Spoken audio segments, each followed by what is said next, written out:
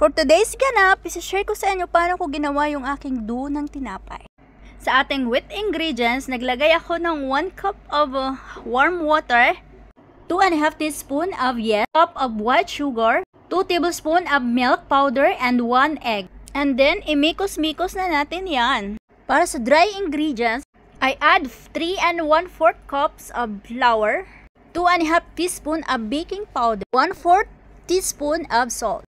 And then, masimasahin na natin siya minimum of 5 minutes until maging smooth and then leave outside for 2 to 3 hours. After 2 to 3 hours, masamasahin natin ulit siya to air out. Ganyan lang. Until maging smooth na siya, ganyan. And then, dinivide ko na siya sa ganyang size lang. It's up to you kung anong size yung gusto mo. So, I'm using only the kiri cheese. Ilalagay natin sa loob ng tinapay. Yan lang yung palaman niya. At dahil tamad ako maggawa ng mga design, ginawa ko, ganyan lang talaga, pabilog. Anyway, sa dough na to, makakagawa ka ng kahit anong gusto mong tinapay, pwede dito. Donuts, pwede din.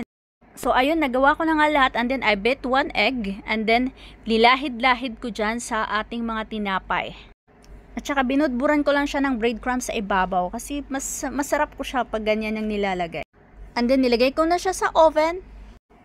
Hanggang maluto, yun, finish na, ganun lang.